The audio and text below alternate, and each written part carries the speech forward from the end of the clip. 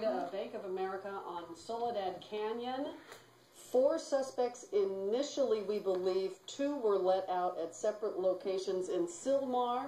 Last word we had was that police are still searching for those suspects. They are at large from what we can tell at this moment.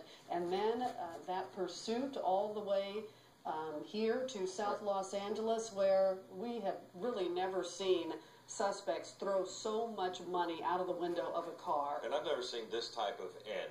Yeah. Where within minutes, seconds even, actually I should rephrase, more than 100 almost people. Instantly, 100 people show up, and they're hamming for the cameras, they're cheering, they're clapping, and you don't know why. And immediately you see all the sheriff's deputies trying to disperse the crowd, trying to get them to go ahead and go away.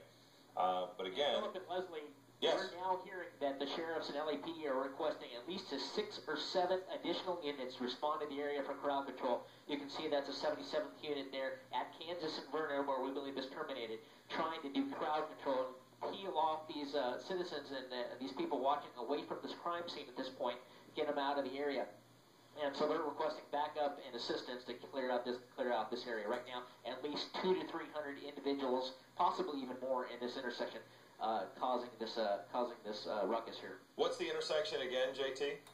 We believe it's Kansas and Vernon. Okay, Kansas and Vernon. And, but one of the yeah, things that we're noticing here is it seems as if the object of their attention, from our perspective, is the vehicle.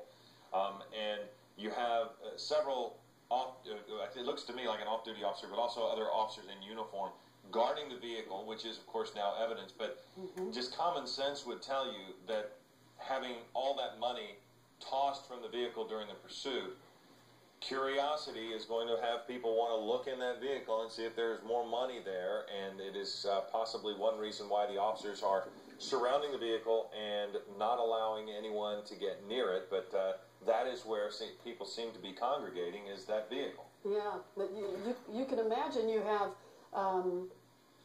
there's some of the cops driving up. Yeah, go on.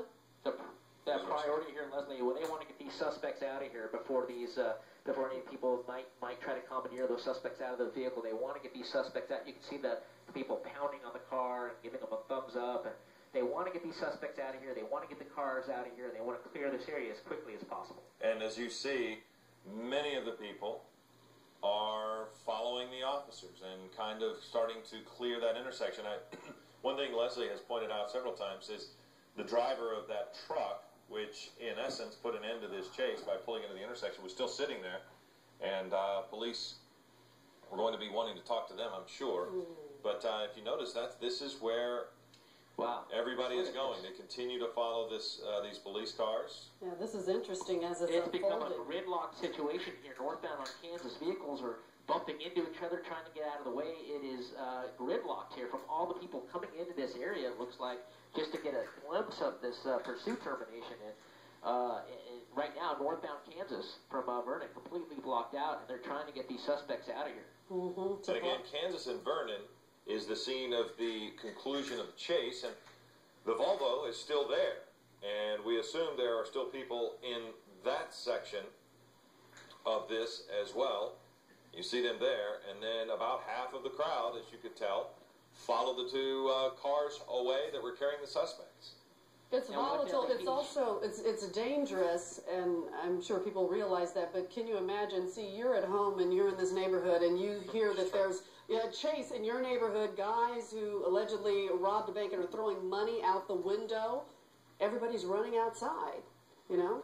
And Leslie and Philip, you can see the LAPD and the LA County Sheriffs have set up a skirmish line here, a line of about 15, 20 officers, and they're pushing that crowd southbound on Kansas from Vernon, trying to move them back here. And the same thing to the northwest corner. They'll be setting up a skirmish line here as well to do the same. But again, this vehicle is still trying to move northbound on Kansas to clear out of this area. It is gridlocked right now, but they're doing a better job. They have lots of officers there clearing that sidewalk, clearing the street to try to get them out of there.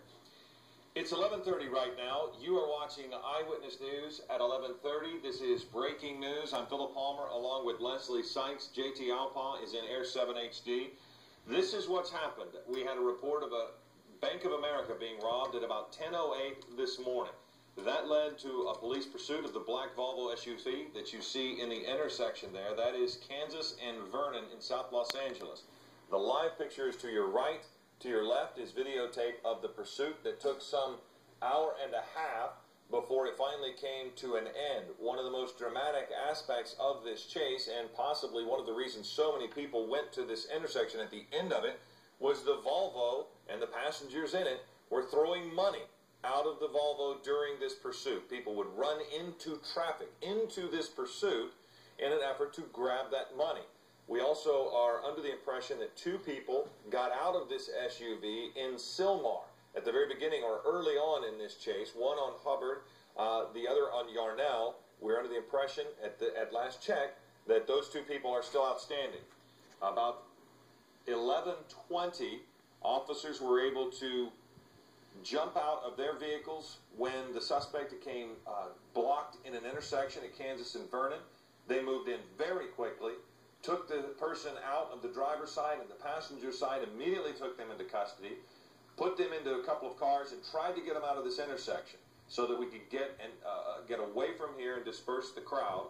And of course, as you heard JT say a moment ago, they've recently set up skirmish lines to try and go ahead and get these folks out of the area, many of them drawn to this by the uniqueness of it all. Absolutely, and you can see that the black SUV is there, which is evidence. Police trying to guard that evidence as a growing crowd control problems continues to emerge, and the other 2 patrol cars are taking the 2 suspects away, and they were being surrounded and followed by pedestrians and people coming out of their homes. So this is quite a problem for sheriff's deputies there. They have called in extra units. They have a skirmish line, as JT Alpaugh mentioned, trying to control the crowd, secure their scene, get the evidence that they need, and get these suspects away into jail and get this whole thing under control.